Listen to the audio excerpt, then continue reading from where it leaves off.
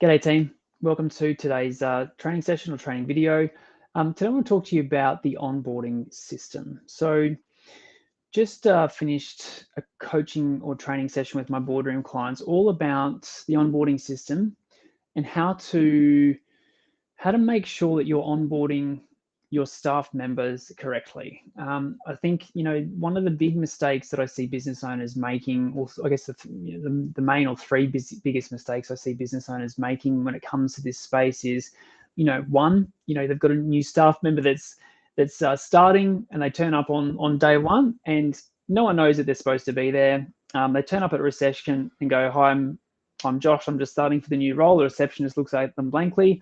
And no one knows what they're doing or what they're meant to be doing for that first day. So that's kind of the first big mistake, is that like no one knows that the person's there. The second big mistake is that there's no system or process for actually onboarding staff members effectively. So, not having a system or process means that the staff member feels like, what have I made the right decision here? Is this the right company for me? And the third big mistake is, not making your new staff members feel warm, feel welcomed, and feeling like, they've absolutely made the right decision. So they're kind of the three big mistakes that I see when it comes to onboarding staff members correctly. And if we can kind of flip that around, and we get this piece right, we have in our business a really effective system and process for onboarding new staff members efficiently and effectively. So they turn up on day one and they know what they're meant to be doing. Your staff and your team know what they're meant to be doing. They're greeted warmly, and you've got a whole kind of choreographed first day. The second thing is, that you've got a system and process to follow. So it seems professional. You come across as professional. You come across as what you're doing.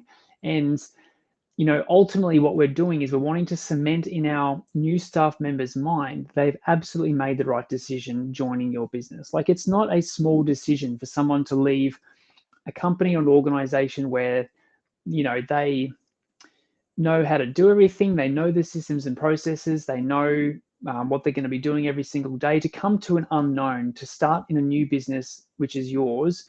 So we have to make sure that we are really nailing those first 3 months in the business with them to make sure that they're going to stick around and feel like they've made the right decision. So I guess the three big ideas that we kind of talked about with our boardroom, that I talked about with my boardroom clients today, were when it comes to onboarding staff and doing it effectively, we've got the first 48 hours. How do you make sure that you're nailing the first 48 hours? You've got the first 3 months in your business. And then you've got a system and a process to follow. Because if we want to have a really good onboarding system and process, it can't be ad hoc. It can't be something that we think about after the fact. We actually need to build a checklist and a system and a process in our business for staff onboarding, because then you get all the business as usual stuff sorted, all of the basics, all of the fill out your tax file and do the super thing. And once you've got the basics nailed, it then means that you can start to build in personalized stuff and elements that paint their future. So let's kind of break those down now. The first 48 hours, which is the first big idea that we just talked about, that first day in their business, that first day in your business with you is your opportunity to cement in their mind that they have made the right decision. So if they turn up on day one and the receptionist doesn't know their name, or no one's waiting for them, or someone stares at them blankly and goes, "Who are you?" or someone kind of vaguely knows that they're meant to be starting, but then there's, they just rushed into the chaos of your office. All of those little touch points, all of those little experiences are, setting off their spidey senses to go, have I made the right decision here? But if they turn up on day one, there's their favorite coffee order waiting for them. They get greeted by a director or owner of the business, and their whole first day is completely choreographed. How do you think the difference is going to go? They are going to be like, "Oh, wow, this business has their stuff together. They absolutely have nailed this onboarding experience with me. I feel welcome. I feel validated. I feel part of the team, like I was meant to be here. This is absolutely the right decision." So that first 48 hours is your opportunity to showcase that they've made the right decision. And I want it to be a completely choreographed first day. And that's the work that I just did with my boardroom clients. It's actually mapping out, well, what does that first day look like for you and your business? What do you need to cover on your first day? What do you want to cover? And what are some personal touches that you can build in on top of business as usual to really nail that first day experience? So some of the things that we talked about was, you know, in their lead up to starting, find out their favorite tea or coffee order. Like, it's really not that hard. But if they turn up to your business on the first day at 9 or 9:30, whenever the scheduled start time is, and there's a nice hot cup of their favorite coffee or favorite tea, like, it's so easy to do, but it goes such a long way. And then they're whisked into a nice onboarding process where, they meet the team and they sit down at their desk, and there's a whole sort of process for them to follow at their desk. Their desk's clean, it's been set up, the computer actually works, the login actually works. Like, all of this stuff, you want to choreograph the entire first day.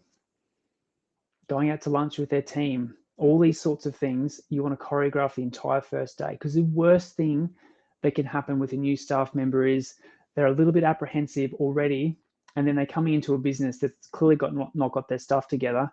And then by the afternoon, everyone's just so busy and frantic that they've forgotten about the new staff member. They're left at their desk twiddling their thumbs. They got nothing to do, and they're starting to go, have I made the right decision here? Whereas if you can completely map out their first day, which includes some quiet time for them to get into some project work and that sort of stuff, they just feel like the whole experience is incredible. And then the icing on the cake is when they arrive home, there's a gift hamper, bottle of wine, bottle of champagne with a handwritten card from you as a business owner going, hey, Josh, awesome first day. So excited to have you in the business and, for you to be part of the future of our business's success, or something lovely like that.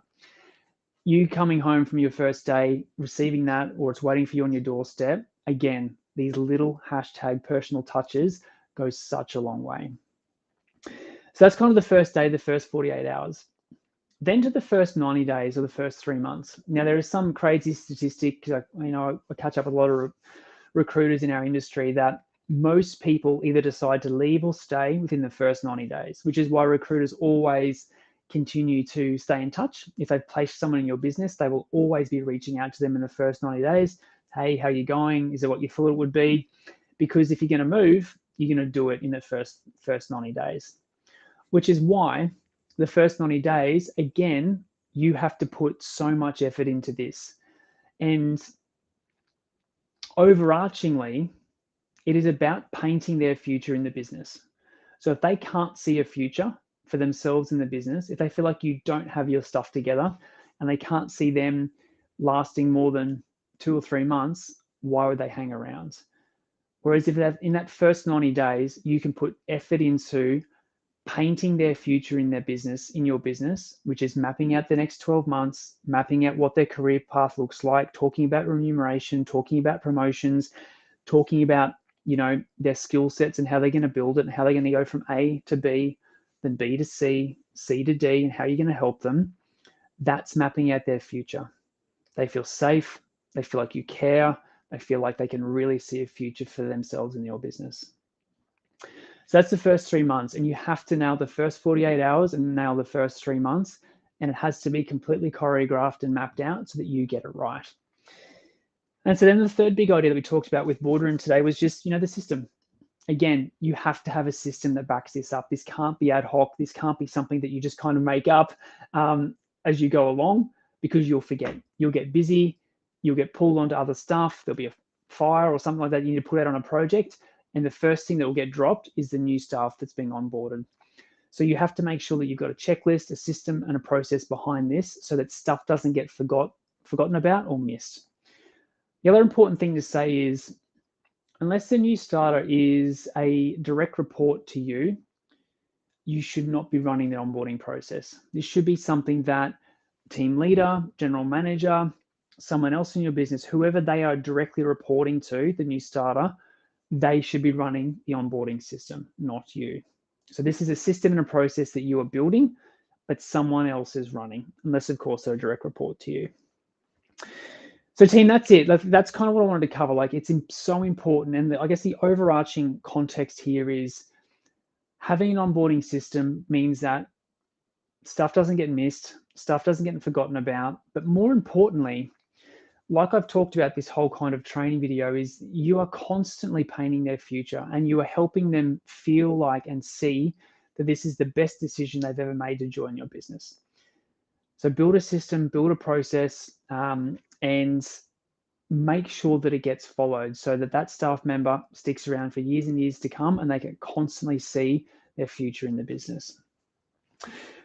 Team, what I thought I'd do too is, like, if you're still watching this video or listening to the podcast episode, I'll show you quickly, where are we? I'll show you quickly what the workbook looks like so that, yeah, if you'd like a copy, just let me know. So if you're watching this live, just comment the word workbook below. If you're watching on YouTube, just or podcast, just give us a comment or reach out and just send me a copy of the workbook or just comment the word workbook.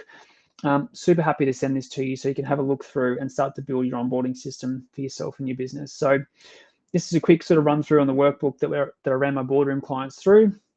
3 big ideas: the first 48 hours, the first 90 days, and then the actual system itself. So we just run through, how to build out the first 48 hours, the ideal flow for their first day, building out the first 90 days, painting their future in the business, and then obviously building out the system. So super happy to share this with you. If you'd like a copy, just comment the word workbook below or send me an email or message, whatever platform you're looking at. Whatever the easiest way is to send me the message with workbook, I'll get you a copy sent to your email address. Okay, team, that's it from me. Look, if you want to keep doing this journey on your own, I have a heap of free resources for you to help keep building your business on your own. But if you'd like some help building your business, getting shown what to do next and how to do it, I'd love to invite you to join our boardroom coaching program. So it's only available to business owners of engineering consultancies. And if that's you, business owner of an engineering consultancy that wants some help building your business to that next level, just reach out and let's have a chat about how I can help you build your business faster. Have an awesome day.